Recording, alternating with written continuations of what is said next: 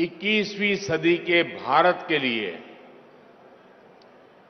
Urban connectivity के लिए और आत्मनिर्भर होते भारत के लिए एक बहुत बड़ा दिन है। थोड़ी देर पहले मैंने गांधीनगर मुंबई वंदे भारत एक्सप्रेस के तेज रफ्तार सफर का अनुभव किया। ये सफर था तो कुछ मिनटों का ही, लेकिन ये मेरे लिए बहुत गौरव से भरे क्षण थे। ये देश की पहली वंदे भारत ट्रेन है। कालूपुर रेलवे स्टेशन से कालूपुर मेट्रो स्टेशन और फिर वहां से अहमदाबाद मेट्रो की सवारी करते हुए मैं थलतेज पहुंचा। भाइयों और बहनों, लंबे समय तक हमारे यहां शहरों को जाम से मुक्त करने, हमारी ट्रेनों की गति बढ़ाने के लिए गंभीर प्रयास नहीं हुए। लेकिन आज का भारत स्पीड को, गति को जरूरी मानता है, तेज विकास की गारंटी मानता है। गति को लेकर ये आग्रह आज गति शक्ति नेशनल मास्टर प्लान में भी दिखता है, नेशनल लॉजिस्टिक पॉलिसी में भी दिखता है और हमारे रेलवे की गति को बढ़ाने के अभियान में भी स्पष्ट होता है। आज देश का रेल नेटवर्क, आज made in India Vande Bharat train को चलाने के लिए तेजी से तैयार हो रहा है।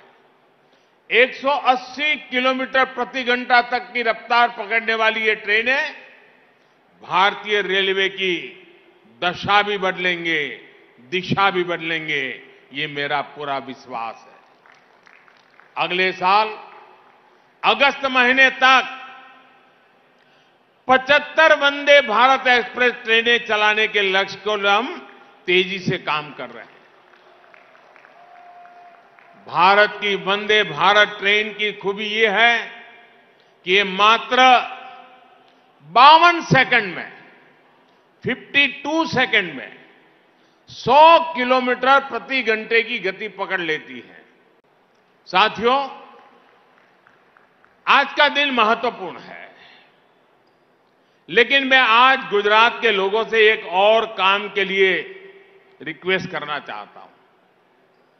मुझे अब मालूम है अभी 2-4 दिन में जब मेट्रो सबके लिए खुली हो जाएगी तो जल्दी जाना, देखना, बहुत लोग जाएंगे। लेकिन मैं चाहता हूं हमारे 9वीं, 10वीं, 11वीं, 12वीं के बच्चे, हमारे इंजीनियरिंग के स्टूडेंट्स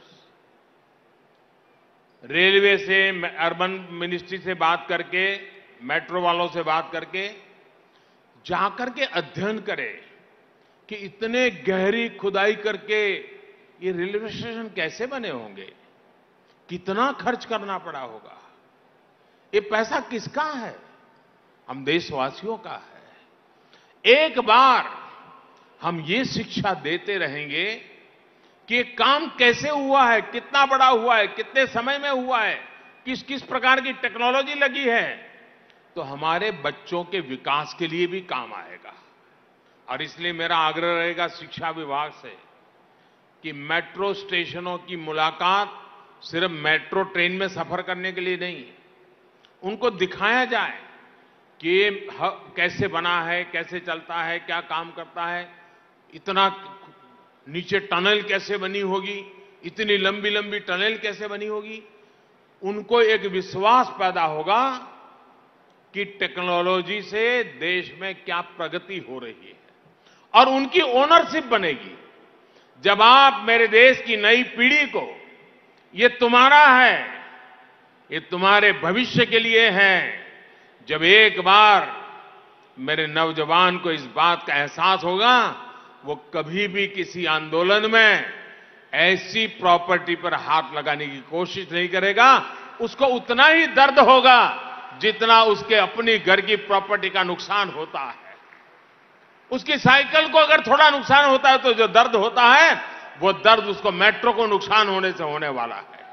लेकिन इसके लिए हम सबका दायित्व है, हम हमारी नई पीढ़ी को प्रशिक्षित करें, उनकी संवेदनाओं को जगाएं। वंदे भारत कहते ही मां भारती का चित्र मन के अंदर आना चाहिए।